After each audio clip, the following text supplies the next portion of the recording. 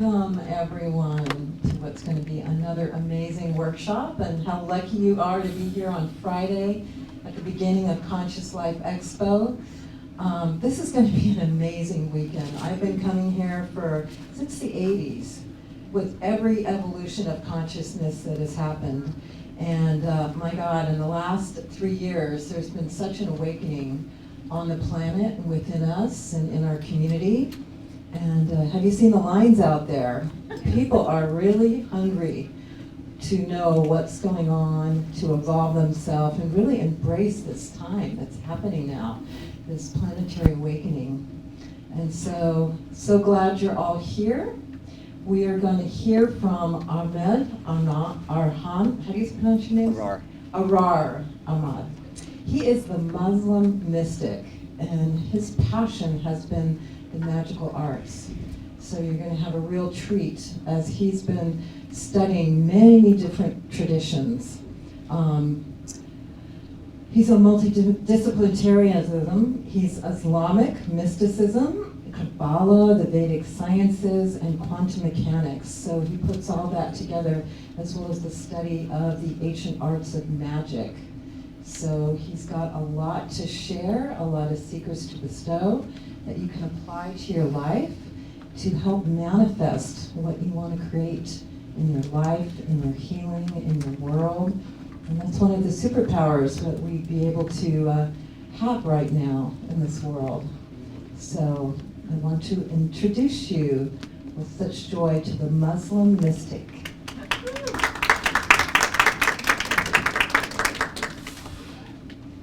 It's been a crazy couple of years, I'll tell you that. Every one of us can attest to that. You know, it's almost like it happened specifically for you, you know, and that's what I look at it as. And as I'm sitting here, I'm looking at, you know, people, and, you know, I see you with the Air Force. Not in the Air Force? Are you in the Air Force? No, okay. Because the reason why, because, you know, when COVID started, and I got this position in the desert, and it was by Edwards Air Force Base. And basically, I saw that, and everything is synchronistic. You have to look at, this is what I got, you know, through my experience and my studies, and actually utilizing these different, I guess you could say, different tools you come into, right? For example, for me, you know, I do a lot of like mysticism, but in my culture, I'm Muslim, and I still identify as Muslim. I still, you know, do the 5 daily prayers and all that. But then I started to go into the realm of like the unseen, you know, where we've been told all these stories about the jinn, which are like these thought form entities, or, you know, these different kind of like life forms, you know. But I'll get into that later. But you know, hearing stories like that got me curious as a child, and I was always fascinated with, you know, the magical parts of it, like King Solomon or Prophet Solomon. And then every time I asked about, like, hey, how do I do that stuff? It's like, oh, they can't do it. Only God only gave them the power, you know. And then I'll tell you this: if one human can do it, then any human can do it. And it's like, there's nothing special about me. I'm not a lecturer, and I don't do this. I have like, you know, I just basically, you know, to transform it in my own life, I got on social media like in 2010. You know, I think it was, 2010 I got on YouTube. And I was really shy, and I was, you know, I was pretty much, like, I was really overweight, and I come from a place where I was in the government. You know, I was a police officer, and then, you know, I did that for a couple of years, like 7 years in Detroit, and I moved to LA, and then that's when everything started clicking. It's like all these things that I was initiated into, you know, as a police officer, I started to see it in plain sight, you know, like, because I was always interested in like the metaphysics and, you know, like, excuse me.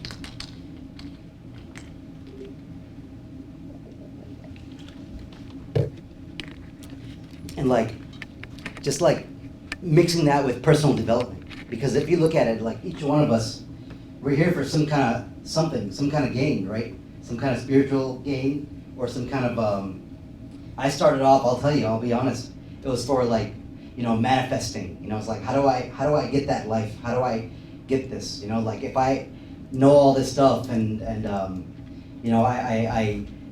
am on the right path, and how come I have to struggle, financially, and all this kind of stuff. All these issues started to like play out in my mind, and then I realized after listening to different spiritual teachers, not only in the spiritual realm but also in the like Zig Ziglar. I don't know if anybody knew that, like Zig Ziglar, Jim Rohn, also like then you have Anthony Robbins, and I realized it's been a journey of like personal development and kind of coming into the knowledge and knowing that you are aspect of that infinite, and when I started talking like this amongst my friends, I realized that people don't want to hear this kind of stuff, like oh gosh, so much. But I don't want to just go out in some rabbit hole, because this kind of conversation, we could talk about so many different things, there's so many distractions. And in the end, like, you have to realize all the spiritual teachings, all the religions, everything, there's something that ties everything together. And what that is, that's like, you heard of the golden thread, the golden thread that ties like every spiritual teaching together. And that can be found in the Hermetic principles, the 7 Hermetic principles. And that basically, it's not a religious thing. It's not like, but these are like natural laws. Have you guys heard of them? Yes. So I'm not, like I said, I'm not anybody special. I'm sure there's people out here that know a lot more than I do. And I'm just telling you through experience, because it's through your experience you learn these kind of truths about yourself, like your own shadow and your own dark side. It's like, you can't lie to yourself. I've known him since 2000, right? 2020, the first lecture I did here, 2020. And it's the first time I came to an event where people also, like, I didn't feel as crazy, I didn't feel crazy. But then, and I'm like, okay, because then I'm like, wow, there's even more crazy people, it's like, I feel fine, But the thing is, like, if you on this path, if you don't somehow feel crazy or feel like different, then that you're doing it right, you're on the right path, So the thing is, so the seven Hermetic principles, that I got into that via via when I was a police officer. I was it's just I was in college while I was a police officer, so I was going to U of M, and that was the best 8 years of my life. So basically, like, I realized that there's always like internal groups, like you have, like, for example, if you go to a law school, like if you go to law school, there's different fraternities and sororities you can join, and these are like, you can look at it as like almost as mystery schools amongst that industry. So when you go to these places, right, they have everything boils down to being efficient at navigating natural laws, the 7 laws, like understanding polarity, understanding mentalism, understanding, I have it written down here. The first principle is the principle of mentalism, where everything exists. First of all, it's through your mind. Like it's your mind is like your consciousness, and that mind is attached to a infinite mind, and it's like layers, and basically like, but it's like everything is contained, like in Islam, one of the names of Allah is the infinite.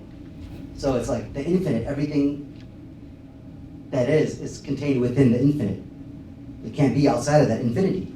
So that's the concept of mentalism, and in my how I interpret it in my own mind for my own life, my own reality, my own, culture, the people I'm with, and then also the goals I have in my life, so, and then it's like everything is within, and it's like nowadays, I'm on TikTok, and it's just this, everything's changed so much, like TikTok is pretty interesting. I've been on it for like a year and a half, and it's very much different than like Instagram.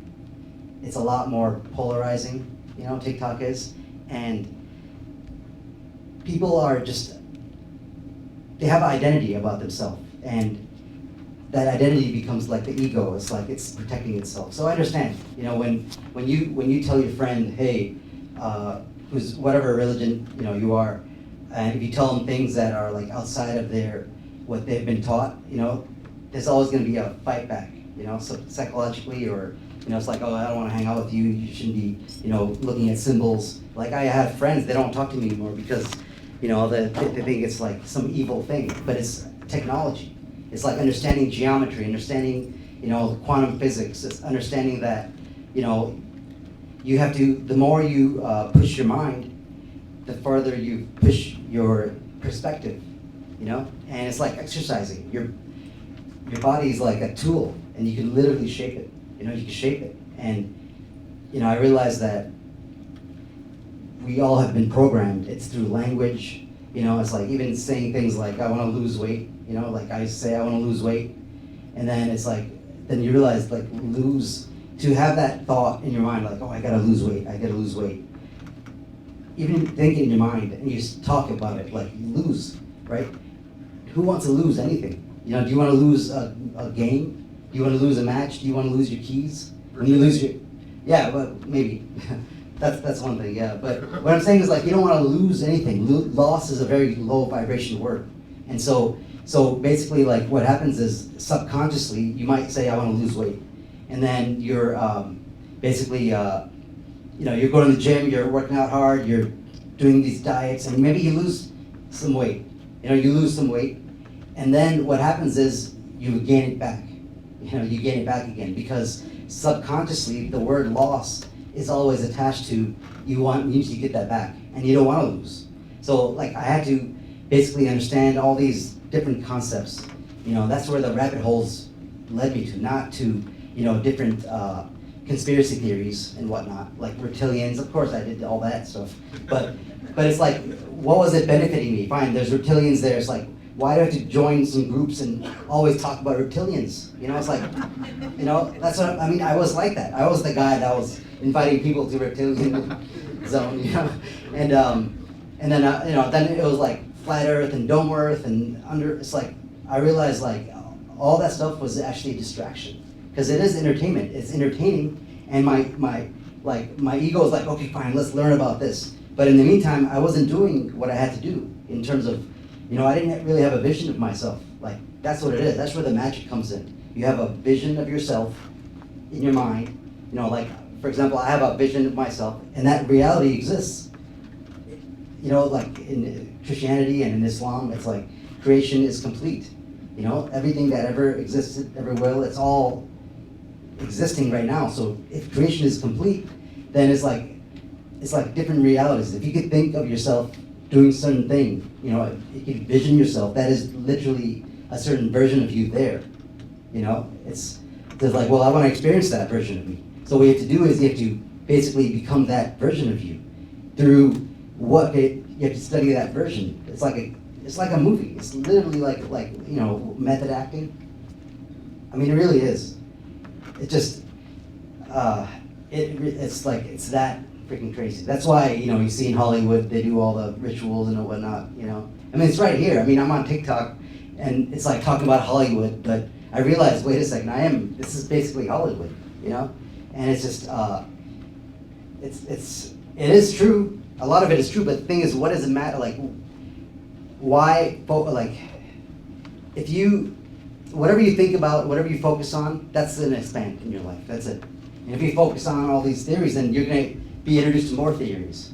So in the end, you have to have a vision of yourself. And then what I did was I realized, like, through understanding like your thoughts, you know, your thoughts are things, where your thoughts are actual vibrational frequencies that if you literally, it can be measured, you know, and also you have a thought of some sad thing, what happens? You start feeling that thought in the physical right now, and then your hormones, you know, whatever thought that is, if it's sadness, then your cortisol increases, and you're maybe, you know, maybe you open the fridge to, you know, indulge on something that you shouldn't eat, just to cover that, you know, that feeling up. It's all subconscious, and it's like you can understand how the mind works. This is what the system or whatever, it doesn't want you to know these things, and now it's like it's basically like unraveling, and now people are like looking at what you guys have been talking about probably within your friends for a long time. Now they're looking at you like for answers, you know? And the thing is, like, the fact that you're here, you know, it's not like some free event on like online, right? That anybody has access to. You had to park here, pay, you know, I don't know, $50 to park. You know, you basically took out your time and energy. It's your lifeblood. It's your life force energy to come here. Now that you're here, it's like we are basically, what's happening is that, like, it's like you're gonna become a different person when you leave, you know? This event, you know, because you actually sacrificed something, and your ego was like, oh, don't, no, that's too much, it's too expensive, or, you know, don't do this, but then you did it despite that part of you telling you, because it knows if once you come here, it knows innately that you'll be connected at a higher level through your soul, which it does not want to change. Your ego does not want you to change because it's comfortable. You know, it's very difficult. It's, you know, to change. Like for example, that was one of the sacrifices I had to make. You know, to even be talking up here is that basically I had to sacrifice, you know, my friends for a long time. I had to sacrifice, you know, going out and being, you know, you can't be the same person. If once you go through certain events and things in your life, you can't be the same person. You know, it's like, you can't. You know, you can't unsee certain things, you know?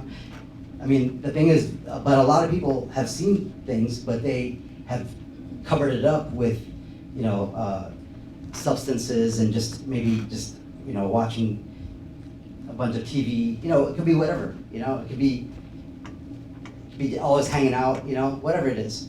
But the point is, like, if you have a vision of yourself, it's like slowly, what I did was personally, like, I saw that person, and I was like, well, how does that person act? You know, it's like, what is the archetype of that person? Is he, you know, you know, it's like, does he get triggered easily? You know, all these things. And if you realize, if you look at the actors, you got to play the part.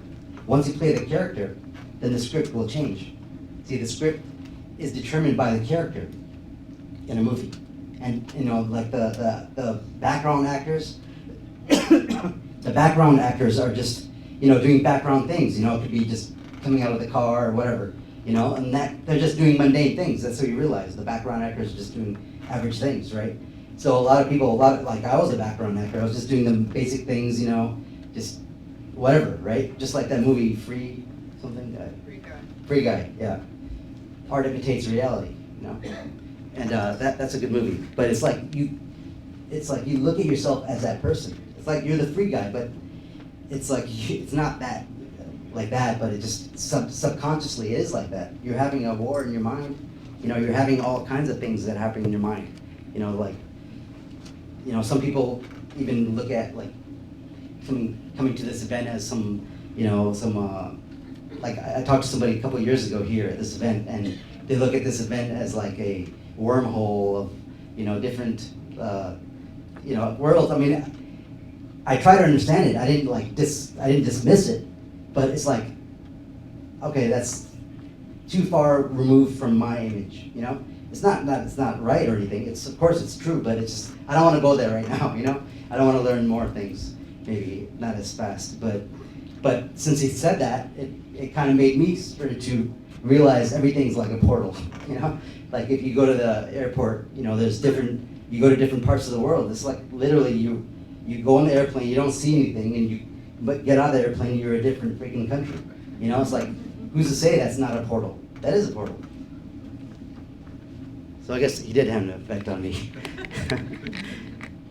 But that's what it is. Like, you meet people in your life and they plant seeds in your minds, and maybe in the beginning it sounded crazy, but then years down the road, that seed kind of grows more and more, and all of a sudden you're like, wait a second, I remember that. It's happened to me a couple times, where like I had a friend that told me things years ago, and then literally like 8, 9 years later, I called him up and I'm like, you said this to me, and it's like it planted a seed. And we all have experiences like that, but it's like, well, then if there's seeds that other people can plant, why can't you plant your own seeds? So this is where all the symbolism comes into place, because you have to understand like the physiological makeup of the mind. Like in this journey, you have to know everything. You have to you can't just go to the light side. It's not just love and light, yes, but it's like if you have too much light, it burns the image. Like in photography or media, like if you have a really dark image, and you can fix it in post, but if you have a really white image, it's too much light in it, then you can't cut down the light, basically. So the same thing with this, the love and light thing. I mean, I don't go around saying that. There's nothing wrong with it, but it's just not my experience. It's just not my thing. I haven't. But the thing is, of course, maybe that's why I was in the dark so much.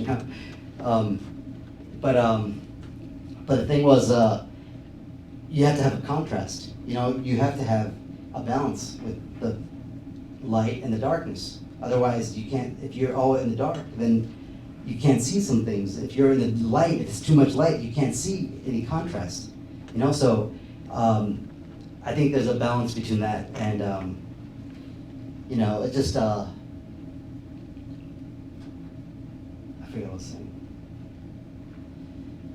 Definitely. You were saying too much light. Too much light. Yeah, it can blind you, right? Blinded by the light. That song from the 80s. Is that classical music now? I'm an 80s child. I mean, yeah, but it's just amazing, like I'm looking at this time as a very, it could be in the end, yes, there's all this craziness going on, right? But there's a lot of energy, and if you understand, like I was saying, you have to become like a scientist, you have to become an alchemist. I mean, that's what you are, you're a scientist, that's what it is. You do something, you experience it, if you don't like the experience, you kind of see why don't you like it, what you did wrong, and then you try it again, it's like a science kind of thing. But understanding all these metaphysical things, it can get very confusing, and the one thing I would say is that the 7 hermetic principles, which are the 7 natural laws, that is the foundation. Once you understand that, it's like the master key to like all the different systems. And like I'm still, like I said, I'm still Muslim, but it's like people ask me like, how are you Muslim still? It doesn't negate anything. It's just now you understand a story that you get told by like, okay, the prophet went to the heavens on some kind of like this horse with wings or something. It's called Barak, and now as in this time and age, I know it's like the Merkaba or your light body vessel. I don't have to be trying to find that animal in the physical. It's like I understand metaphors now. So a lot of the people, a lot of the in religion, you're stuck at the metaphorical level. I mean, you're stuck at the surface level. You have to take it deeper. And even in Christianity, I got into Christian Science with like Neville Goddard, and it's like I didn't throw away my religion because it was like the main foundation which got me to the understanding of what I know now. I just didn't stay at a certain level where I was being told everything. So, but it's very difficult, because we as humans want to be seen as normal amongst our friends, and we want to be just we want to be we want validation, things like that. But on this path, like, you don't expect to be validated because you had some experience. You had some, say you had some, crazy meditation experience and you met these things, whatever. A lot of times, people, like, you're not going to get validation from anybody. You can talk about it, all that stuff, but that thing that happened to you is for you. It's not for anybody else. It's just for you. It's like, now that happened to you, you have to take, what are you gonna do with it? Are you gonna just speak that energy out, or are you gonna let that energy, like, build something within you and build a structure in your subconscious mind? Because that's what Masonry is. It's like free and accepted Mason is basically free and accepted in all the different building structures of the mind. Like for example, as within, so without. Like, as you are within is going to manifest in the without. So if you're always thinking of thoughts of anxiety, you're watching the news all the time, you're polarized, then that's you'll always be reacting to whatever the media is putting out. It'll be creating that reality. It's going to be creating it. Now, because everybody's thinking about the same thing, and they're like, oh, that's going to happen. Oh, this is going to happen. This is going to happen. So it happens. It's like they literally, you can create it. It's just, it's crazy, but it's like, then what about you? If you're creating an opposite reality, then what happens, in my experience of certain things, it always works out for the best, for you. If you're on the path of, of really, like, connecting with that infinite, and and you're building yourself and you're improving yourself, then you're not gonna want to throw something out the window, some trash. You're not gonna want to cut somebody off. You're not even gonna talk to anybody, because, like, think about it. Like, we talk to people, it's almost like the ego. It's like, I ask myself, like, why am I going to say anything? Like, why do I, like, on TikTok, for example, I'm on there a lot, TikTok lives and whatnot, and I realized when I'm on a guest box, I'm just listening to everybody, because it's like, then I realize every time I want to say something, right, then I'm like, why am I going to say that? It's just it doesn't improve the conversation. It's just almost like an ego boost, like, oh, I did this, oh, this is what happened to me, it's like, so instead I'd rather listen to everybody else's experience, because it's like I can learn something, it's like, then you realize it's like the ego wants to be validated all the time, and everybody wants to be validated. They're telling you to be validated, and it's like you're just doing this fake validation. Everybody's like in a circle, just validating each other. But it's like a circle that's going round and round. It becomes like a whirlpool, and then it's just, it doesn't really go anywhere. And it's just something that this journey is very lonely. It's just very don't expect validation, But in this journey, you meet a lot of awesome people that you connect with. You meet, things. It's almost like the world is like a giant For You page, It becomes like that. It really does. I can tell you, even this morning, for example, I went, woke up in the morning, I had to get something out of the car, and my car got towed from my own parking spot at home, I live in Corona, and I'm like, ah, shit, it's like it got towed. I had to, it's like $300 gone, just like that, and then I was like, man, there has to be some good reason for this, And then I haven't found that reason yet, but I'm not worried about it anymore. It's like, whatever. What am I gonna do? It's like get pissed off, So I don't know. I'm sure there's a reason for it, but I just know from my past experience, anything that happens, it might hurt the ego part of you, the part of you that can't see, beyond the anger or whatnot, once you realize, fine, I got angry, pissed off a little bit, you know, and then whatever. And then what happens is, because of that, something else happens that's beneficial. You know, I mean, you look back in your own life, like Steve Jobs, right? He said, you can't connect the dots looking backwards. Oh, sorry, yeah, you can't connect the dots looking backwards. You know, you just have to have faith that they will connect, you know, as you're looking forward. Because if you're looking backwards, you know, you're not gonna see what's hitting you. You know, so, yeah, that's just, you know, like, it's just one of those teachers that show up, you know, like everybody's a teacher. Everything is connected. And that's where, like, a lot of people, I think, especially me, for example, it's overwhelming, you know. Even this talk, I mean, I'm not like a lecturer. I just wanted to just have a normal conversation. And now there's, like, for example, the 7 Hermetic Principles. That is something that, you know, if you are familiar with it a little bit, get familiar with it a lot, you know. And then there's other different people like Neville Goddard. You know, there's all these different. I mean, they plant those seeds in your mind, and you actually start to do what they say. Meaning, like, you start to watch your thoughts. You start to, you know, like, it's like, do I want that? If that thought was a physical person, okay, do you want that person to be around you?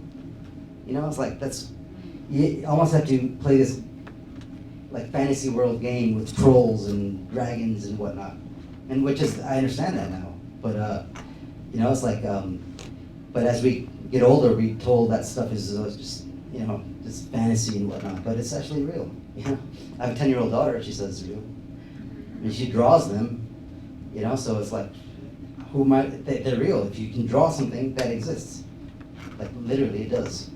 You know, and but it's like, I'm not trying to find them. You know, I'm not trying to like unearth them. But that's the thing. It's like, you have to have a goal. You have to have a vision of yourself, and life just becomes, you know, just improving every single day, being mindful of everything you do. You know, but it becomes subconscious. You know, you do it for a while. You do it for a couple days. You do it for a month. Then whatever that program that you're implying to yourself, it becomes a core program, and then it just happens. You know, it just becomes in the subconscious mind. It's like, now, for example, like I do a lot of like when you get into hermetics, you understand your body is like vibration, and there's a flow to your frequency. You know, there's the positive charge, negative charge. You know, there's a book. It's called Initiation into Hermetics. That's a good one too.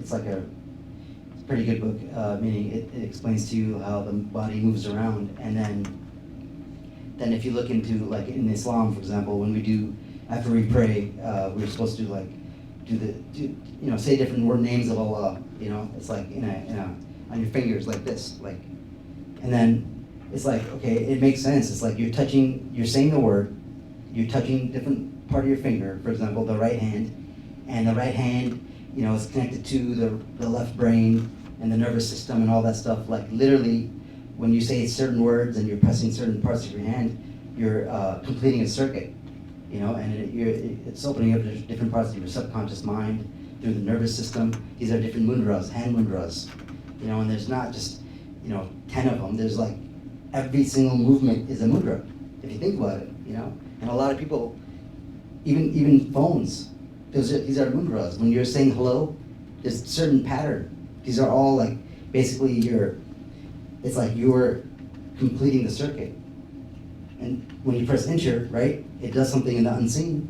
You know, so it's like your thought goes into the physical via these things, you know. So it's very metaphysical. Even so, if you look at in this journey, like, you stop feeling crazy when you really comprehend that all these like thinkers, like Einstein, they're all like these, they're mystics. You know, they even talk about it. You know, they talk about, you know, these different geometrical formations, and the star tetrahedron, and all these different geometries and thoughts, and like even Einstein, was quoted, basically he said, like beyond religion is science, so beyond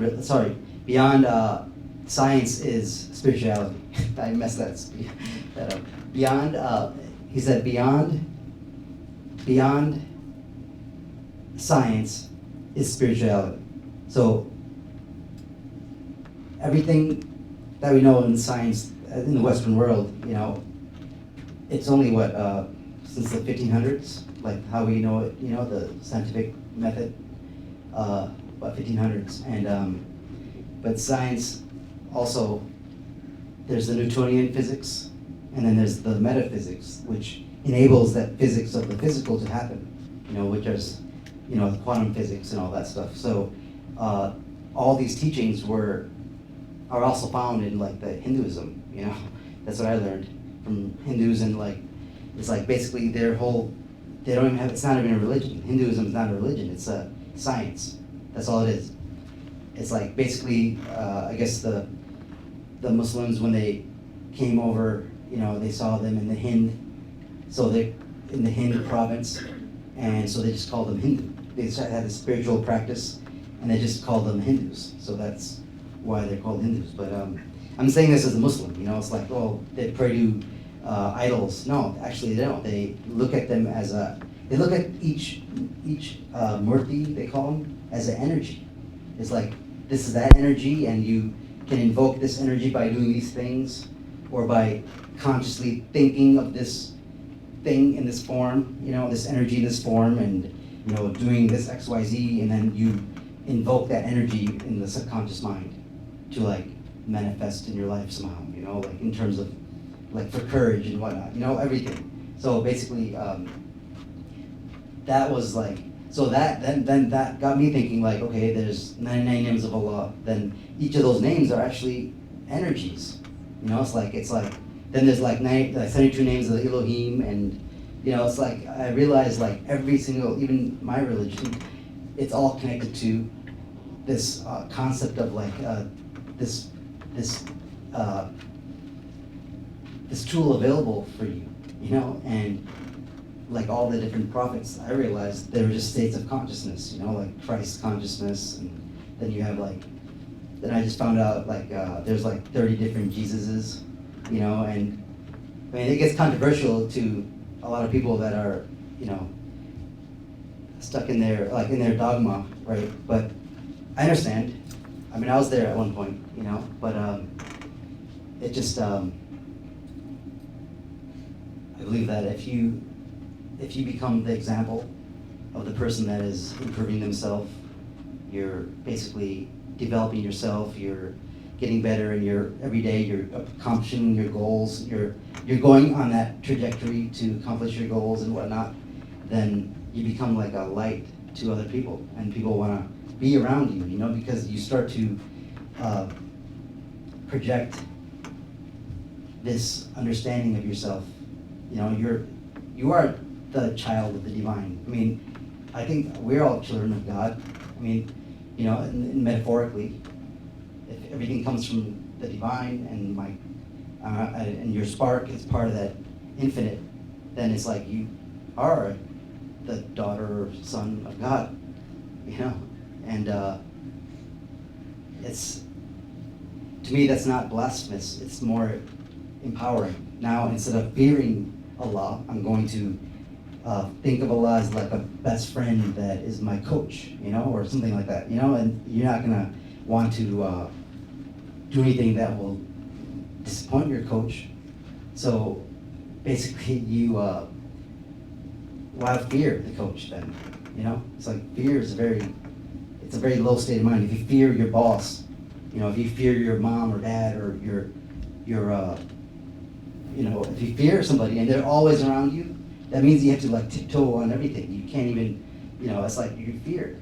It's like, so, because in Islam, like we've been told, oh, you have to fear Allah, oh, brother, fear Allah. I get a lot of like messages, on TikTok, and they're like, you fear Allah and this and that. And I'm like, it's like I'd rather love Allah, It's like, it's a different kind of connection, you know, so, you had your hand up? Yeah. Yeah. I'm currently, well, attempting to, after your talk last year, Yes. I got the Kabbalions. Oh, I really? started reading it. Yes. I don't know if it's because I'm distracted. It's a little arduous. You mentioned the 7 hermetic principles more than once. Mm. Maybe you can dive into that and why it's so Oh, yeah. important and connects to everything. Okay, yeah, that's good. No, and that, I just wanted to open the floor up just to have a discussion, you know, so, I yeah. have listened to the Kabbalion twice online. Wow, Apparently, okay. there's audio versions, there's several audio versions, Yeah. and I picked one, and then I picked another. Yes, It's really enjoyable to listen to. it is, and, that's another thing, so basically, there's a lot of different variations of the 7 hermetic principles, but there's also principles you hear of, like the principle of reciprocity, or principle of success, or principle, these are different than the Kabbalions, but they're almost like a package, like the law of attraction. You know, it's not just one law. It's like almost like a file of different laws. You know, it's almost like it's a package. That's what these things are, like the reciprocity. You know, that's like a package law with the different laws that make it up. You know, so the 7 hermetic principles, though, these are core principles that are the main ones, you know. So the ones, okay, these are the 7 ones. Number 1 is mentalism, which is everything is the mind. Everything comes from your mind. You know, as a man thinketh, you know, all that stuff. Your thought of, you know, everything that is in the physical was first thought in the mind. You know, so that's that. The principle of correspondence, as above, so below. You know, something corresponds to something else. You know, like a symbol on the floor, it corresponds to a meaning behind it, which is a frequency, which is a mind, you know, like literally words are frequencies. You know, that's another one. Correspondence, principle of vibration, everything is vibrating. You know, this is solid, but it's just vibrating at a certain rate where it needs to be solid. Okay, so, and then, you know, thoughts are vibrations too. You know, you can have such a powerful thought that somebody that you love or something can kind of feel something, you know? And so that's the law of vibration. And that's why I like the connection with that, with the crystals and the different stones and like amulets and whatnot. That's the law of vibration. And correspondence, because that symbol corresponds to some different meaning, but that anagram or whatever that is, it has a certain particular electromagnetic frequency attached to it. And that literally is attracting that energy to you as like a transmitter and a receiver that you are, you know? Like scientifically, your mind is a transmitter and a receiver. You transmit frequency. Like this is measurable, you know? So principle of polarity. Let's see. So polarity would be like a coin, you know? Has 2 sides, but it's the same coin. So there's different polarities, like every vibration, you know. So there's the different opposite sides. So you have like heaven, hell. You have God and the devil. You know, these are polarities. You know, and now it's very nuanced. The thing is, it's not just reading about them. It's about actually seeing how you are within these laws in your everyday life. That's where the power comes from. Because if you understand everything's thought, then what you think will you know, you're gonna think in a different way, you know, right? And correspondences. So if you want nice smells, corresponds to a flower, for example. So you want that flower with you because it corresponds to a good thing, you know. And, you know, it's like all these. This is a law of correspondence, and vibration is like understanding even thoughts are frequencies and vibrations. And so if you have a messy room, that's like a very chaotic vibration in that room, you know? And that gets into numerology too, because then it's like, oh man, this is crazy. See, Explain that about. okay, fine. Polarity. So numerology. So there's numbers 1 through 9, right? And they're frequencies. You know, they're not yes, the number is 1 plus 1 plus 1 or 2, but they're frequencies. So one is the structure, like buildings, right? 9 is completion, right? So, for example, about the messy room, there's a thing about making your bed, right? That the military guy, I think general, he had a book about, right? Admiral, yes, yeah. I mean, make your bed every day, and well, that goes into the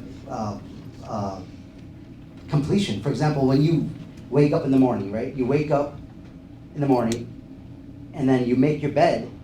Then psychologically, you have finished the sleep cycle. So now, subconsciously, you're awake now, as opposed to you left your bed undone. So you haven't completed sleep yet. You're sleepwalking. Subconsciously, actually, you're sleepwalking, and you're brushing your teeth, and while you're brushing your teeth, you're looking at yourself in the mirror and saying you're ugly or whatever, You're programming yourself, you're still in a dream state, you're sleepwalking. It's like really. And then you rush off and to work or whatever, right? Change your clothes. You're still sleepwalking. That whole day is going to be because you have not completed it. You left the incomplete cycle. You didn't complete the sleep.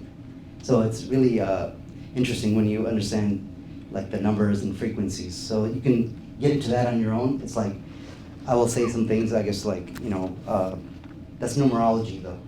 That's yeah. So I was saying right, law of vibration. I was at that point.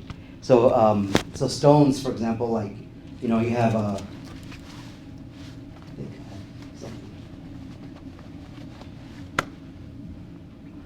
oh yeah, here.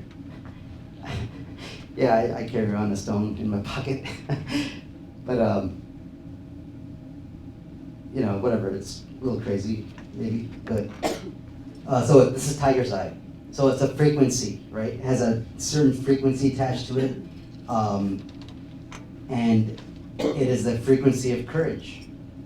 That's what it is. Frequency of courage. The Roman soldiers wore these as chest plates, on their chest, not only to protect themselves, but it's actually give them courage. It's like, not gonna measure that and be like, oh, where's courage? It's like, fine, if this is like something that you had all your life and it gives you good luck, it makes you feel better, then that thing has that power because you willed it. It's like you're the main character, Yeah, and then so that's vibration. And then polarity, I think we talked about that. And then rhythm, law of rhythm, like what goes up must come down, like when there's good times, then there's gonna be bad times. And then when there's bad times, that there's gonna be good times. And then that's like the law of rhythm. Everything has a rhythm to it. Everything has a sequence, the Fibonacci sequence, everything. Like even if you get into crypto and whatnot, there's like candle lighting and, there's a Fibonacci sequence, all kinds of like in, stocks and whatnot. Can you take that further? Which one? The Fibonacci series. 369? Well, no, I'm saying with the. Well, everything. Tying it. Yeah. So everything, all the rhythm, it's in everything. There's rhythm in like the way governments do things, like there's certain patterns, so that's the law of, rhythm. And also with that law of rhythm, it's like if you put too much emphasis on one part, then it's going to swing. See, and if you understand these concepts, that all goes into like understanding rhythm and all that. Then cause and effect is one that is it's not necessarily karma, because karma is like a whole bunch of different things. Then you can dharma and karma. That's a totally different like concept, but it's a lot of times a lot of people equate that as the same. I mean, it could be, but it's like it's not as it's like cause and effect. Everything has a cause and effect. No matter if it's simple like you kill an ant, that's gonna have an effect somewhere, in your mind, in your life somehow.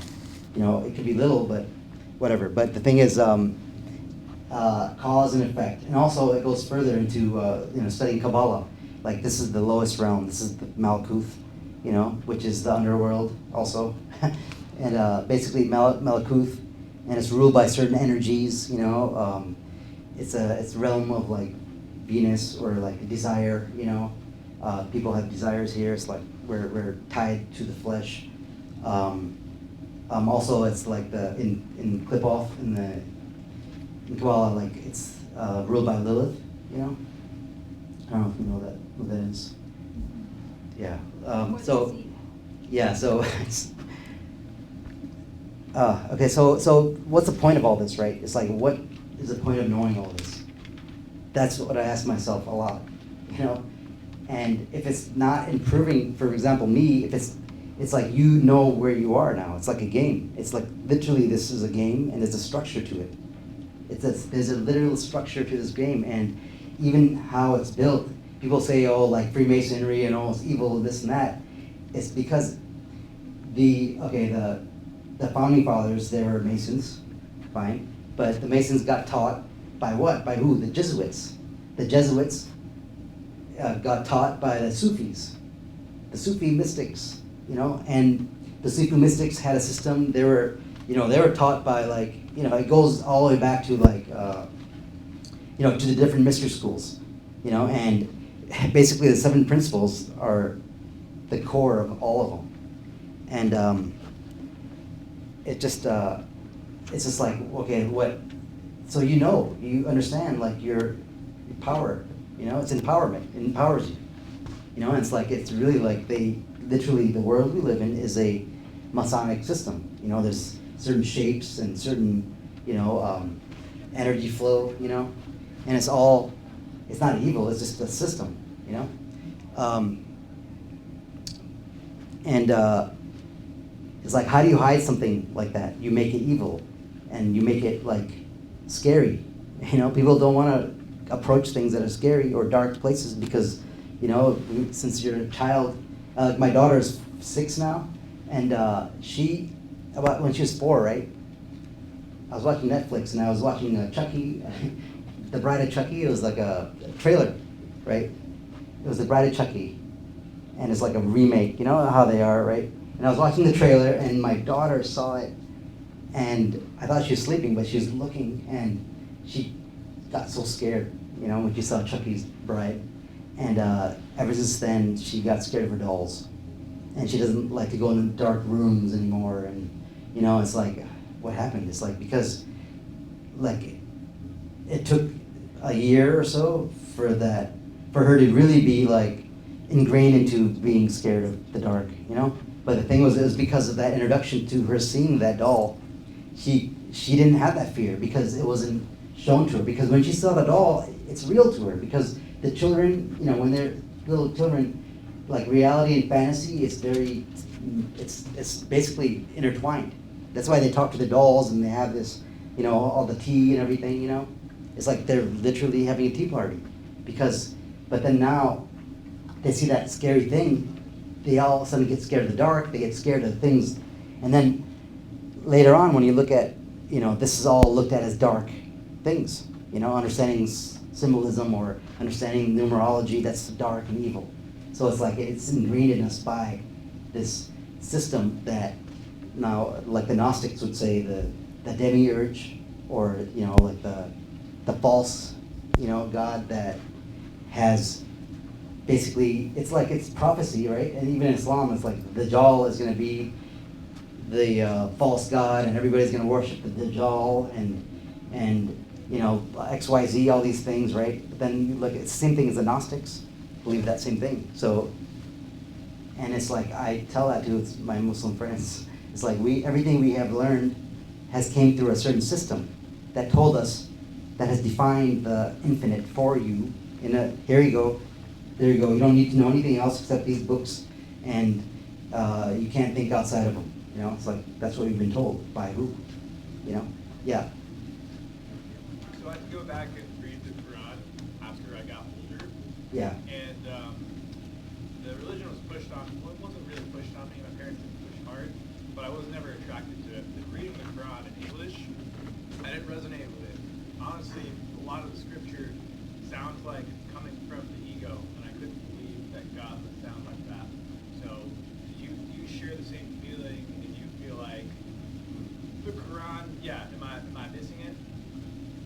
mean, I think it's like,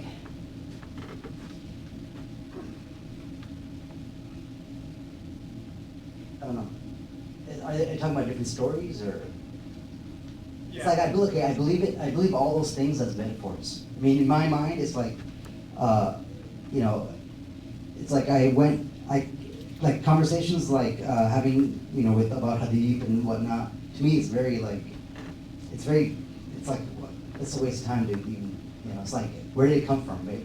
For me, it was like, the whole system is there to kind of, it's almost there to make you think only what they've been told, you know, what they want you to think. So basically, I look at all the stories as metaphors, you know, like Noah's Ark. It's like, why are we arguing about where the boat is and this and that? Did he drink? Was he doing this? It's like everything's a metaphor. To me, Noah's Ark is like the human DNA, you know? It's like, has all the, everything is shared, right? Like, it's like, I saw a science book on like the DNA and the miracles of the DNA or something. And it says like 60% of the DNA of a banana is in us, or we share the DNA. What does that mean? It's like everything, all that DNA, everything is within our DNA.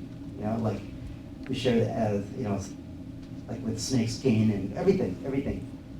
You know, right? So to me, getting to all these arguments and like with other Muslim people about historical events and whatnot, it doesn't really matter to me.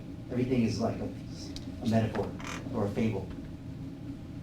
So, I mean, to me, once I started thinking like that, then naturally I wasn't, you know, I understood it in a higher level, you know, instead of just as a historical story that happened. You know.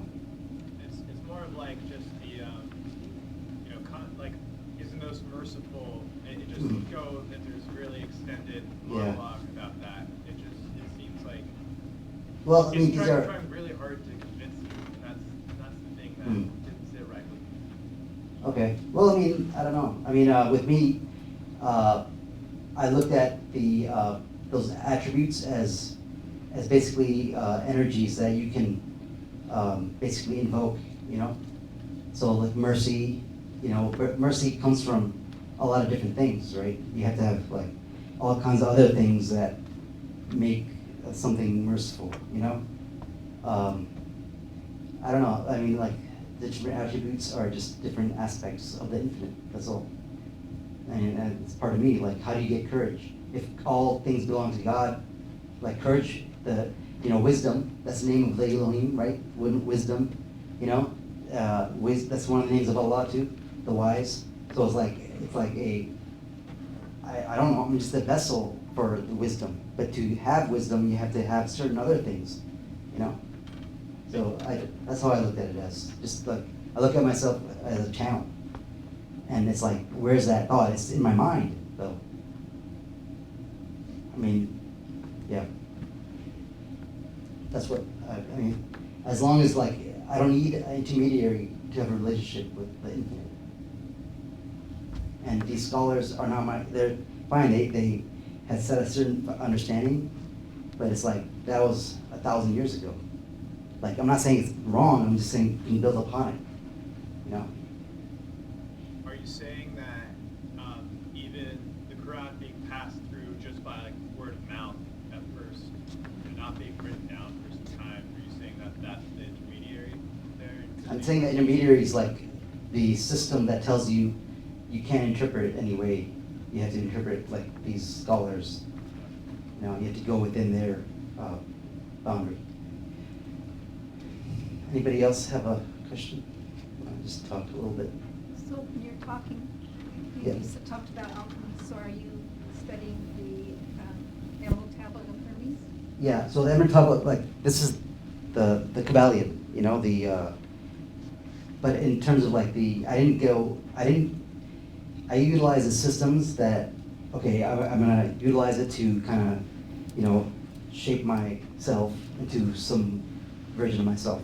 And that's what I utilize these teachings for. So I haven't got into like deeply into all the different texts, but I do get led to it. Like nowadays, I've been getting into like sovereignty and stuff. Into what? Sovereignty, like understanding the like maritime law and understanding like the system we have in America is a corporation. You know, it's like a literal corporation. You know, from the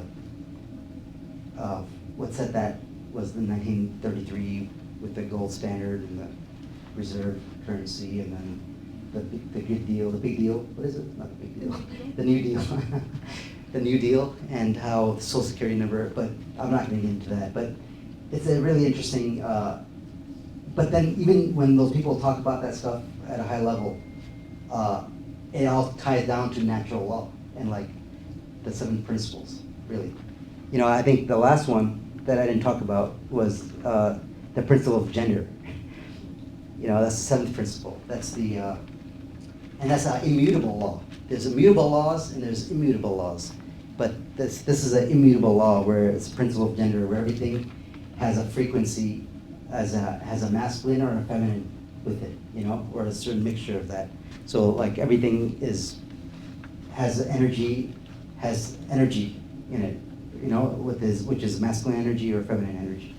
And masculine energy is more like logical archetype, you know, more like, I imagine it as like a fence to a sprawling estate, you know, it's like the fence is like a cutoff line, right? And the thing is that the fence thinks that it's protecting that feminine, it's gonna close off the fence, it's gonna raise the fence high, you know what I mean? It's like, that's what the masculine is. It's like basically like a wall that that has took over, you know, and suppressed the feminine. Well, the feminine is creativity, emotions, you know, that's thought, you know, like you can't think of yourself in a higher level if you don't have that desire or that vision to see yourself better. That's the feminine energy. That's creativity, you know, creation. So and that's the principle of gender. It's just, you know, you get, like in the end, I say like you gotta choose the character you wanna play, and then like an actor, like a literal actor, you start to, you know, like the actors, they say like the Sparrow guy, you know, he was Jack Sparrow for like months. You know, he didn't take a shower for like a year or something, you know, like seriously. But Johnny Depp? Yeah, Johnny Depp, like because they were becoming the character, literally. Like literally he's channeling the character. He wasn't Johnny Depp anymore. He was Jack Sparrow, you know. So you probably ate like him, you probably behaved like him. You know, so this is like literally what we have to do.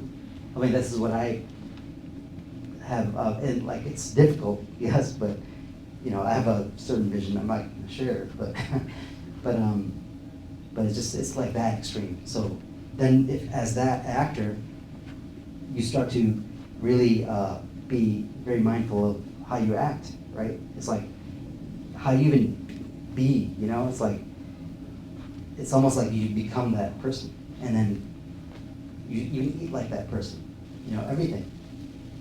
So it's kind of, it's like you let that vision take over, you know, it's like possession, you know. Transformation. Yeah, possession. Yeah, yeah. Transformation. Yeah, being just an acting, Yes. they get so into their role. That's what I said. Take one, I don't remember which 2 actors it was, but one picked up a chair and broke the other guy's nose. Wow. Because it became that role. Yeah, it's They like, were having a fight, and so you're supposed to hold back, but so it's that, taken over. so that's another thing where like once, since I was always interested in jinn and all this kind of stuff, it led me to like, well, you know, Solomonic magic and like the What kind of thing? Solomonic. Well, basically it's the lesser key of Solomon. The lesser key of Solomon. It's the goetic magic. That's different sigils and different, you know, demons or damians, not demons. That's another thing. The word demon, it comes from a Greek word called daemon. Daemon. And daemon, the church, they made it into a bad word. They attributed to fallen angels and these bad things and all that, so they call them demons. Now we call them demons, right? But they come, the vibration of the word is daemon, which means inner genius. And then jinn is the Arabic understanding of demons and whatnot. And jinn is genie, right? Genie in a bottle, and genes, your genes, you know, so your gene expressions. So they say that when you're like, for example, if you're depressed, then your genes are suppressed. It's like an accordion. Your genes are literally suppressed. And even a depressed person, I used to be depressed, but it's like you almost like walk in a depressed state. Like literally, you feel like, even looking at the person, their body is kind of, you know, hunched more, you know? And the way they walk, it's like the vibration of the depression, it manifests in the physical, as within, so without, you know? So basically, they say that your gene expression is limited, you know? And then, but when you're happy and you're like content and you're, you know, in a gratitude state, then your genes, you have more genes available. You know, so but the thing is, you can't access those genes if you don't have the vitamin D3, which is a gene inhibitor. It's basically like a key, you know. So it's a key that opens that gene up, and basically, so a lot of that gets into like rituals and stuff. So when you are in certain ecstatic states of like, you know, jubilee or whatever, and then you have certain sigils around, then following that sigil and being in that state with your eyeballs, you know, it's connected to the nervous system, and it literally like opens up certain energies, you know, whatever you're focused on. So that is that's considered like, you know, it's a tool, you know, but people say it's magic, but what is magic, you know? Everything is magic. You know. What's your experience? Anybody have experience with like this kind of stuff, like sigils or, you know? Anybody? It's a sigil. Sigil is this is a sigil. Okay, that's a sigil. Sigil is like, even a sigil is basically like Mandala? it's a Symbol? it's a symbol that is connected to the meaning or energy of whatever it is. It's basically like a, Conveys art. yeah. Okay, yes. It's like literally it is, okay, the idea is this. We're all in one mind, right? So if we're all in one mind, it's all connected. If I make a sigil and it becomes really like, and 10 of us make a sigil and we put energy and power into it, some kind of, you know, we write a word, there's ways to make sigils, and then we write the word and we make it into like a phrase, into a art form or something like that, like into a what's that? Not surreal, but like you don't know what you're looking at, it's just a design, right? Some random looking design, but it comes from a certain words, right? So when your mind looks at it, it's not really seeing anything except a bunch of lines, but it's that thing, that item is charged with energy, meaning like people meditate upon it, and then now that sign becomes like a point of energy, you know, like this is a sigil. It becomes you know? more than just an image. Yeah, it's like it literally. It actually contains that energy. Yeah, even if you don't know, even if you're like some random person, it's literally, like, think about it, there's some symbols here, you have no idea, even though it's there and you see it, it's already attached to you, because you're connected to the infinite mind. So it might not have a effect, but it's subconscious effect. That's why like there's different colors and symbols all over the place. It's all subconscious, like the marketers and all that stuff at the highest level, they understand these things. And the average person doesn't.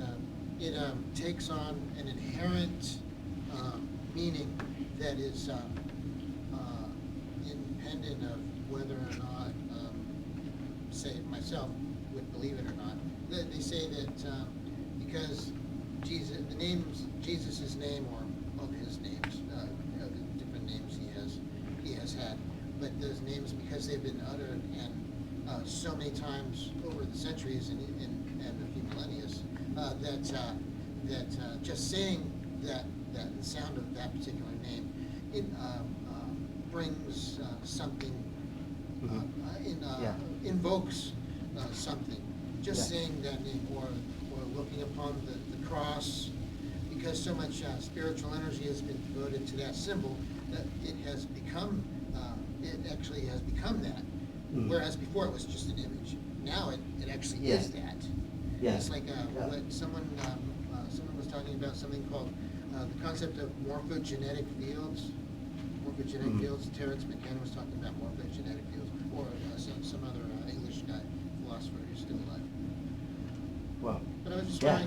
wondering, that leads to a question that I have, and that is, I'm Native American, so my whole life, I've had this, a good part of my life, I've had this preoccupation of freeing water that's being discarded. Americans tend to drink a little bit and then send the rest of it underground for 1,000 years. Mhm. I don't know, it depends on how long earth chemistry can break down plastic. Oh, yeah. Maybe 1,000 years, maybe more, maybe, let's say 5,000 years anyway, so, Mhm. so most indigenous people around the world, and Muslims probably do too, believe that water is it's a living being, it's a living thing, it's alive, it's a living spirit, it's a jinn.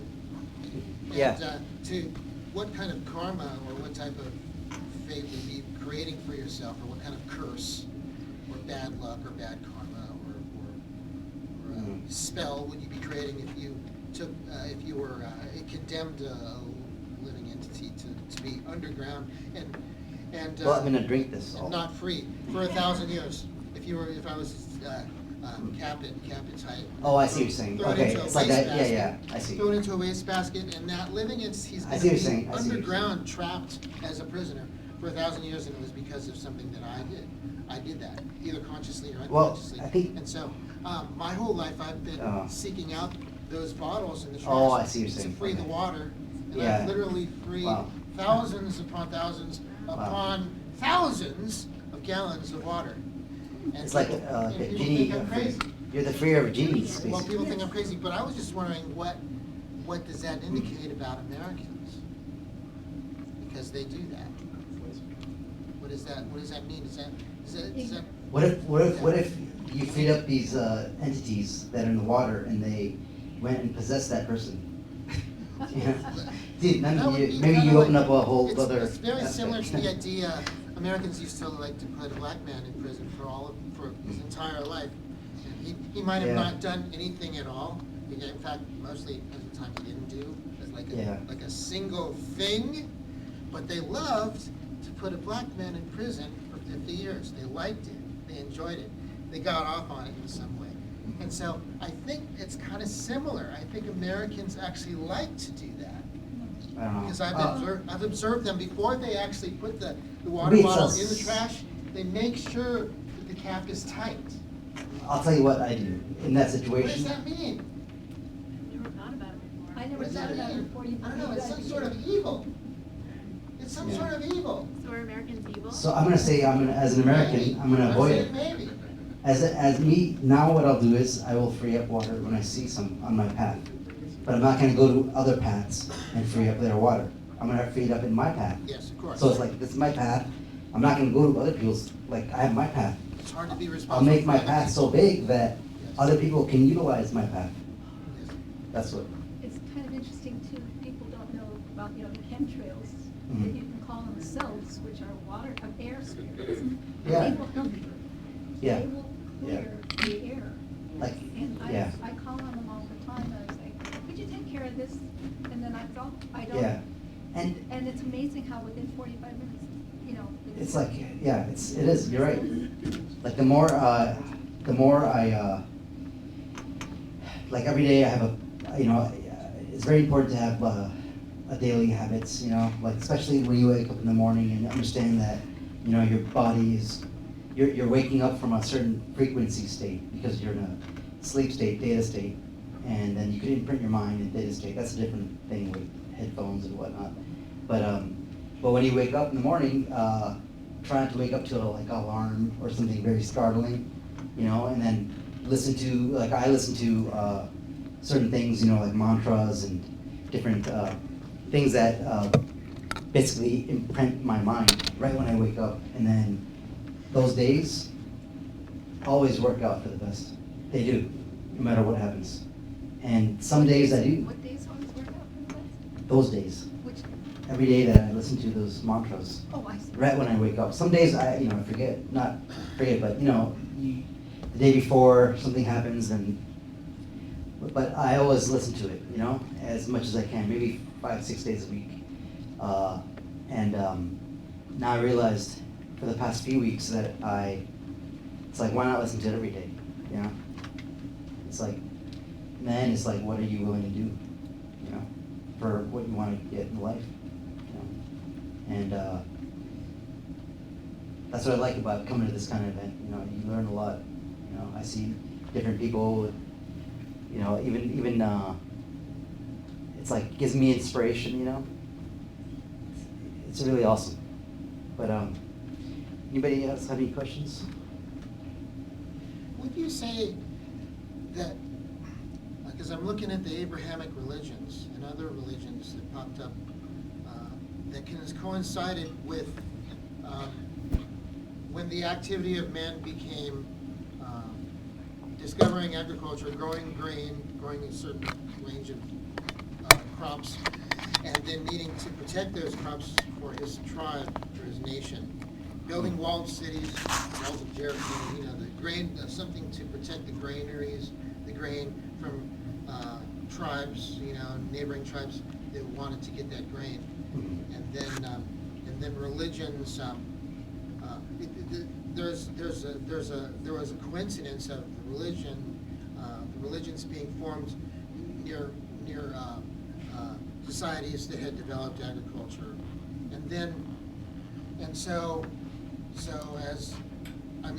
what about those people who just kept traveling?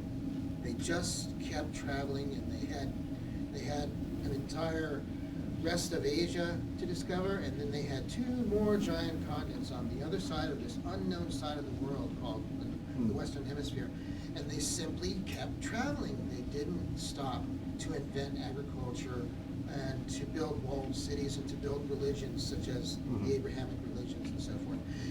Would you say that they're inherently, possibly, a different breed of people? I think that they are. I think that they're thinking differently. They're thinking they were just following the stars, and it takes, I promise you, it takes. I guess it takes a different certain kind of person. faith. It takes a different kind of a faith to do that. Yeah, I guess, people to travel, even to move to a different town. To That see, takes, your whole identity is you're a star traveler. You're traveling. You're a traveler. You're a traveler in the cosmos. Yeah. I think that's a different kind of faith. I'm sorry, I apologize, but I think it is. It's a different kind of person that can do that, yeah. But I'm not devoting much, I don't know. I haven't put any thought into that concept, to be honest. Which one does God favor? It doesn't really matter to me, to be honest with you. Yeah, me all of I us. mean, It's I'd like like, to ask, I'm gonna just ask a whatever, I question. don't It's not a care. serious question. I'm just gonna be a good Which one? person I would to feel them. about papers, all of them were good, all together.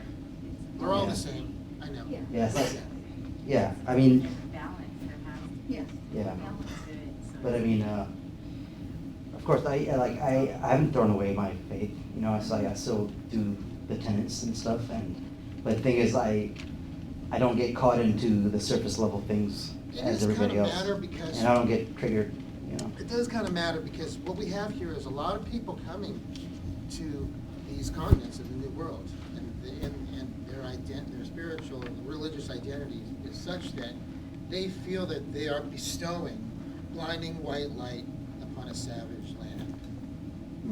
Dark, come here to save. So doomed it's and lost still people. happening, it's still happening, you said? Well, yeah, that's not just the Abrahamic faiths. Yeah, That's but the other ones too. to me, it's like, what I is hear the, Japanese people fine, talking about hold how on, they're- I don't wanna talk they're about here to religion save right people. now.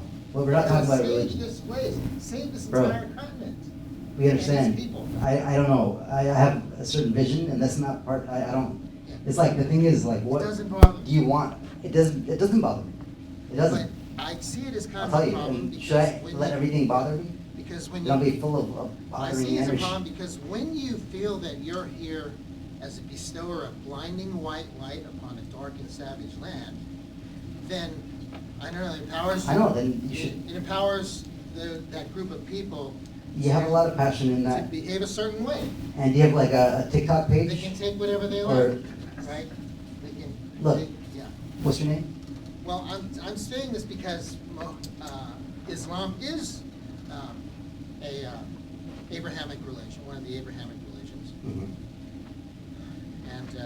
and it is Everything has an origin too. Yeah. it is. The ancestor patterns are going I mean, on all the time. Yeah. They aren't. So many similarities with the I don't Abrahamic see religions them as and being- Hinduism. I don't see them as being the host. If there's going to be a host in North America or South America or in the Western Hemisphere, Host of what? Like what? who host? are the hosts? It's always nice to have a host wherever you go in the world. Isn't it nice to have a host? You don't always have to. You don't have What to do have you a mean? host. You don't have to have a host.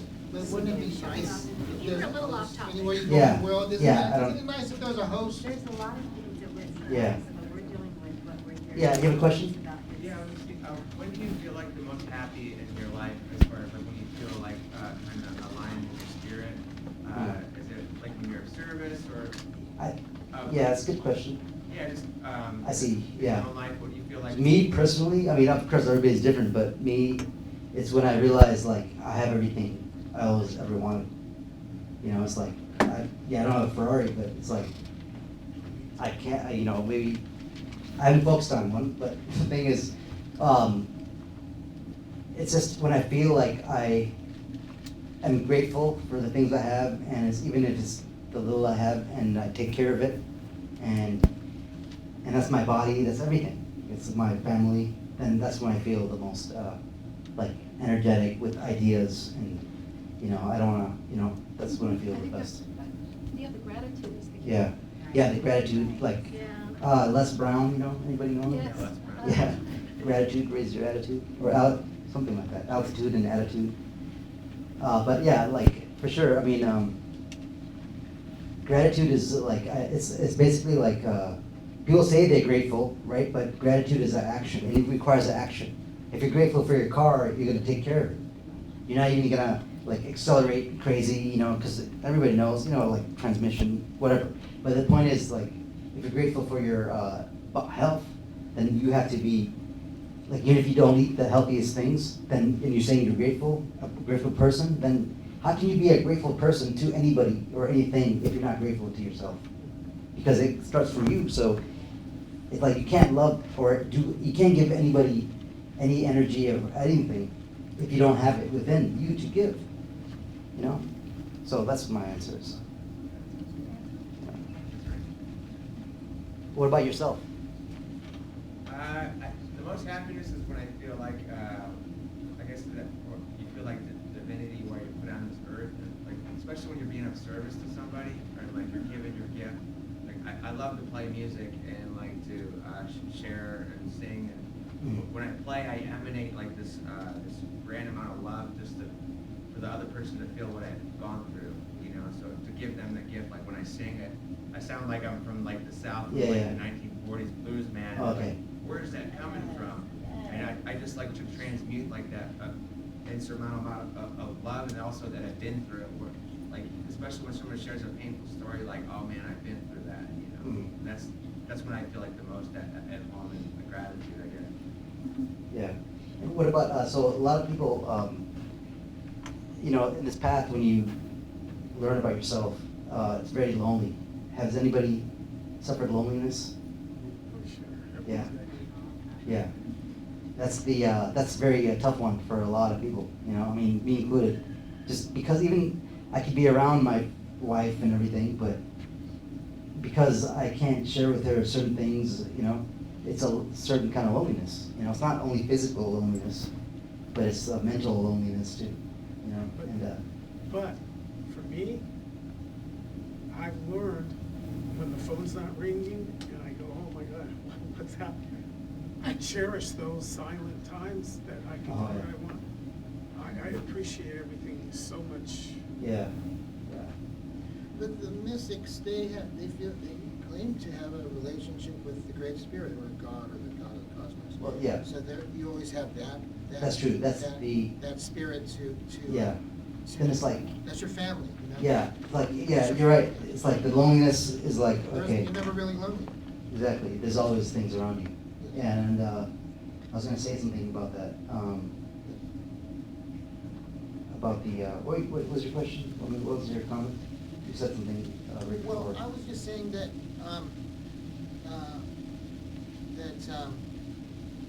many of these religions that have come to America see themselves as superior.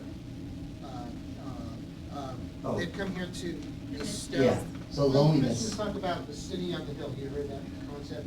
Yeah. To build a city on the hill. In other words, to build God's kingdom in America. Because it never existed here. It couldn't quite possibly ever exist here without this Middle Eastern guy named Jesus, war, olive.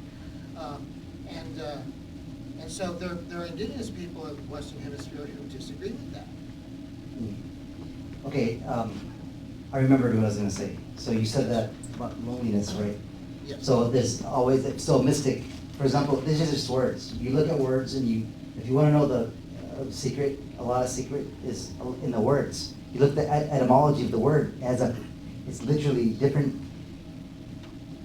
frequencies which are like tied together with it, which makes that word a certain vibration. So certain words are low vibration, certain words are trigger words, morning, when you, good morning, what do you mean? Like, morning is death, right? Someone died, you're mourning them? But it sounds the same, right? Yeah. I was saying that the word sin, like, it actually means missing the target, but. Yeah, sin, yeah. Sin is a very shameful thing, especially from, like, Yeah. Catholicism, like, oh, you're Yeah. sinning, you're mad, but it just means. Even religion means to bind. There's Santos Bonacci, I believe, he's a speaker on YouTube. But he goes into detail about this kind of stuff, but religion means to bind, and it's like, it's not a bad thing to bind. I mean, that's what I realized, that I break my leg, I get it bound, I take the cast off. Okay, doesn't mean I'm throwing away the religion, I'm just throwing away the binding, because now I'm growing, okay, then now I gotta bind this part, okay, fine, I use this religion, I bind this, and then you create the structure that's strong, and then when you need binding is when you break something, so it's like, a lot of what happened with me, in my community is like, they talk about the same thing over and over again. It's like, you have to get past this now, but they're continuously, with the masses, the masses, this is why awakening is not a mass thing, it's individual, it's not a mass event, but one of the secrets is definitely the words. Even your name has a frequency attached to it. And even in Islam it says you have a good name, right? So my name means to liberate, and some people's name means to be bold, But if they're not being bold in their art, which is their life, then they're basically suppressing this frequency. It's always going to be, like this part of you that's not, it's itch, you know what I mean? It's like you can't get that itch because you're not living up to your name, And so even like words like mystic, it just means to contemplate the divine beyond the logical mind, into experience. That's what a mystic is, the definition. So everything has a definition. So just even like in law, you think they use words like regular people when you go to court? They use the Black's Law Dictionary. It's a totally different language, almost, And that's why it's like you need a lawyer, because it's an arbitrator between you and it's really interesting. But it's like then you realize how much of a magical trick has been done on everybody, and that's what's coming to life nowadays. It's like all these kind of things, because it's not a constitutional court when you go out here. It's a district court of like commercial law. It's a commercial court. Everything is about commerce. It's not civil or anything. So that's the whole. But it's like, why am I into that now? Because I'm on a form of trust and all that kind of stuff. It's like, it's not. I want to use that. I want to utilize that understanding. Right? Does that make you a bad person if you know this? right? If you know this kind of stuff, it's not illegal. It's just now you get to, basically, you're not, you're less of a slave, you know? And it's like, it's not evil to know this. It's just, you've been told it's evil. So you don't know it, you know? You've been told we can't do this. No, I mean, the thing is, time's up. Okay, well, I'm not sovereign, but in terms of like, but I am in my mind, yeah, definitely, yeah. I mean, beyond sovereign, you know, like, but that's just between me and mine, you know. But it's just to be sovereign officially, it comes from a energy, you know, that you give off. So I think that now to legally become sovereign, it's like, do I need to do that, or can I just navigate the waters, you know? Just navigate the waters. Yeah. You might want to keep social security. Yeah, I mean, I'm not giving anything up, but definitely. I'll let the straw man be the straw man, and I'll just control the straw man. But I guess the time's up. Thank you. So thank you, hey, thanks a lot for being here. Seriously, I enjoyed the interaction, definitely. Are you having a book or something? I don't have a book. Not yet. Or a podcast, or the I have Muslim Mystic is all my handles. internet presence? Yeah, it's Muslim Mystic on the internet. So all my TikTok, Instagram. But it's almost like therapy for me, you know, too. Well, you're helping To other talk. people's archetypes blend, and that's what is really obvious here. Everybody from a whole different mindset is coming together and listening to Yeah. different ideas. Yeah, like, there's nothing special about me that anybody is, you know? To me, it's like everybody has that potential of their own. Did you ever go to Manly P. Hall's Philosophical Research Institute? Where's that at? It's in Los Feliz, it's on Los Feliz Boulevard, and Los Feliz? they talk about Hermetic philosophy a Yeah, lot. I don't mean And the to. Masonic, Yeah. you know, but then it's really, their organization is dedicated to esoteric Okay, thank you. philosophy, esoteric philosophy of world history. So if you ever go there, you're gonna really enjoy it. Manly P. Hall, you've heard of it? Oh, yeah. Well, his institute is on Los Feliz Boulevard. I don't know if you've ever been there, but it's a very fascinating place. Yeah, on the internet. I mean, I like switch words, I like colors, stuff like that. They talk about numerology over at Manly P. Hall's place. Manly P. Hall is, he's given lectures like for 100 years. Yeah, since 1920s. Since 1920s. That's how prolific this guy is. Thank you very much. Thank you. You just said how people lonely and how you get rid of them. Yeah, I was gonna say, like, to know that.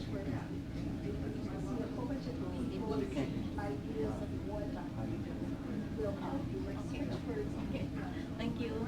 I enjoyed every second. Appreciate it. And you handled it great. So it's fascinating. I dated a Muslim for years. Oh, okay. Best man I've ever met. Talked to him yesterday. Okay. Great guy, great religion, and I like your new age Yeah. it's twist like- on it. To me, it's like, nothing's new under the sun. Sure. And it's just basically taking the old verbiage, putting it in modern, instead of like talking about the, you know, because there are, you know, mystical things that they talk about, you know, like- So where is it To on them, Los, it's magic. on Los Feliz? No, Yeah, it's on Los Feliz Boulevard. It's a very interesting And place. what's the name of There's it? actually an Egyptian statue in the parking lot. You've seen it. Yeah. Driven by on Los Feliz Boulevard, you see this Egyptian statue. Okay. You seen that? Yeah. That's PRS, Feels so nice. the Philosophical Research Oh, Institute. So nice to Theosophical. hear you again. I Yeah. heard you before. Philosophical, You are no, it's called the wonderful. Philosophical Research I, Institute. what, how's your brother and the other They fellow? have- They Yeah, talk, yeah, they're the good. lecture It's series just been, that they used to have before COVID. oh, yeah, my brother is actually, good. It started He's, back then. But they have this lecture series, it was every Tuesday night and every Friday night. And the other fellow, So it's the And, I philosophical. promise you, it's the most intelligent Georgia. stuff, I met him. the most intelligent speakers you've ever met. These are the smartest people in Los Angeles. They're the smartest people in Los Angeles, I promise you, man. you ever go to their lecture series, So you'll is be it- blown away. You'll see So the, it's a you'll see the building? most Such a intelligent building. people in Los I'm Angeles. going to do it So this it's time, I mean, the I always usually do a philosophical day and it's research now, but institute? Yeah, Philosophical I am. Research Are you Society, gonna I'm be not, tomorrow? TRS. no, I'm done. TRS, they don't charge anything, they don't ask you for any money. Back home in a little But, couple hours. they, Well, that's you know, nice, you get back you with your can family. give Yeah, $10 or something, donate. $20 to attend lectures, that's my card. Appreciate it. Thank you. Okay. Wow, thank Have a you. card. You can tell me about the switch words Yes. later, please. Yes, which way? Contact me on Facebook or contact me, because I need to hear I'm what not you have to say. Facebook, but my husband is on Yes, you can hear what you have to say. Yes. You're gonna stay for Sharon Stone? Oliver Stone's son? He's He's the good. man who is gonna have a series. Oh, he's got all kinds of TV stuff going on. I'm a stone mover, by the way, so anytime the word stone is mentioned, you kind of. Well, I'm Rolling Stone. I'm the Rolling Stones for over 60 years. You love it over stone. I love them ever since, well, I'm 71, so when I was born, there was no Rolling Stones. Most people, the Rolling Stones are there when they're born. Thank you, sir, I appreciate it. I wasn't trying to get you No, upset. no, I'm not. But I think that everyone has something to contribute, of course. Oh, yeah, everybody does. But when I see them arguing amongst each other and also trying to dominate, Well, that's try to ego, proclaim, it's say that ego. that what they came up with was the end all. I have to say something. I'm 59 now, so I'm gonna speak my mind now from now on. Before I spent my whole life being very quiet and letting people talk. Now I'm gonna start talking because I think You that got they're more wrong. knowledge. When they say that they've come here to bring blinding white light to this continent, to save it and to save me, I'm gonna correct them. Hey, I thanks, don't know, you does that guys. sound wrong? Hey, Does that sound I was gonna ask you correct? what the plan of the Hall, where's that at? We'll see it? I promise you, you're gonna love it because they Yeah. talk about the Hermetic philosophy. No, I know, I'm familiar with it. I didn't know he was. PRS, Philosophical Research Society. Philosophical Research Society. Keep in touch with me like that. They talk about all kinds of stuff, not just that, but Manly Philosophical Hall Society? was a very prolific guy. They were He's so. out of LA? Here in LA, here in Los He's out Angeles. of LA? Jordan He Maxwell. lived his whole life here, except for he was, kind of grew up in Winnipeg and South Dakota. But he actually lived all of his life here, and he was so talented, he was so interesting as even a younger speaker, a young man, that the heiress of Union Oil gave him lots of money. She said, "You never have to work ever again. We just want you to be who you are." But And he's so got he- great recordings. Great, yeah, Doesn't he? He's got great recordings, Manly P.R. Yes. They just don't like his, people like now that. They say that he was associated with some sort of Satan worship earlier. No, that's not. He was Wasn't. part of, I mean, that's what they all say. But the Masons honored him so much they liked him because he was talking about Masonry, and he wasn't even a Mason. They decided to give him the 33rd degree Mason title because he was so smart. Yo, they're gonna have one of the bands. So he became a Mason because the Masons liked him. Not because he wanted to be a Mason, because the Masons liked him so Technology, yeah, much. is like what. So you gotta experience. Yeah, because he did so much research. He spent a lot of hours in his life just in the archives of the libraries of London and New York City. And so he spent a lot of time doing research. I'm sorry. That's my calling to life. I'm nobody, by the way. All I do is I do stone delivery my whole life since I was You say 5. stone What that delivery? is a type of quantum entanglement. I deliver people's prayer objects to the quantum realm. But the Indians, we didn't call it that. We call it making your dream catcher. Deliver your prayer objects, little stone, little prayer stone. You deliver it to a secret place in the wilderness one at a time, as much as you can all your life, and it creates this dream catcher, or a spider web, or a prayer web, or people. Different tribes had different names for it. And in your tribe, you would have one person or several people, and his job was to deliver your prayer object or your prayer object to the quantum field for you, in case you were unable to, or in case you didn't know where you wanted to put it. You would give it to him, and he would deliver it for you. And that's who I am. I'm your tribe's stone deliverer. I would have been the guy, like just a mailman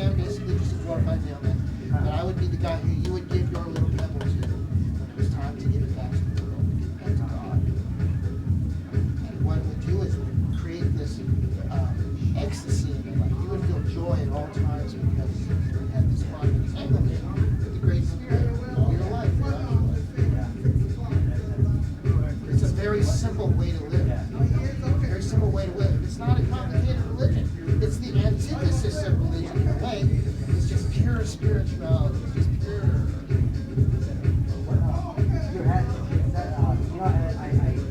Jordan Maxwell, this was a TV program, but Jordan Maxwell was on 2 episodes. I live in, well, I work out of California City. A lot of like, You see a lot of ships? well, no, there's, Solar, well, I see. there's solar energy. It's right there. Edwards is right there. Oh, they, Edwards Airport is right there. Right now. there's They have so solar much energy there, stuff. solar energy farms. Yeah, wind farms. Wind farms, yeah. But it's Jordan very, Maxwell, he was He was with Natalie P. Hall. He loved Natalie P. Hall. who's Jordan Maxwell? Because I know Jordan look him Maxwell. up. He's one of the greatest, he died last year, but he was one of the best when it comes to, symbolism and ancient. You gotta, if you look him up, just start with his legend. Jordan Maxwell I knew when I grew up in Santa Cruz, or growing up in Bald Santa guy, Cruz. This guy Yeah. was a Jewish guy from Boston, and he had been a music producer for a lot of bands in the 60s, like the Jugs or something like that. you know, California School, Oh, yeah. in Rodbury, they used to go out to California. Yeah, that's how they got That's how all they go. They started doing, Well, hey, you know about Marina Orsic? You know who she was? World War II. You know about Loosh? Loosh? Okay, what Loosh is the negative aliens feed on it. It's negative energy, blood, guts, war, causing fear. Okay, Marina Orsic. Yeah, Marina Orsic. Guys, we gotta clear the room. Oh, I'm gonna go see him. That's okay, we still gotta clear the room, because, right, Okay. Just not far. oh, thank you. Sure.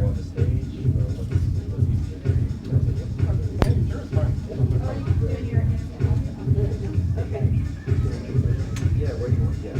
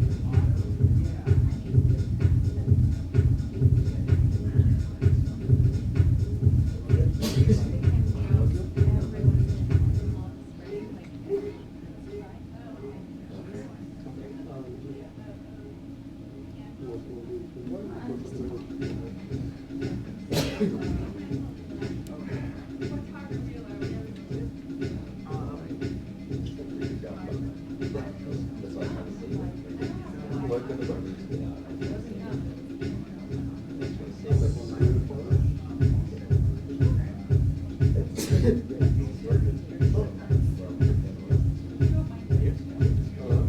not good, right, and the back of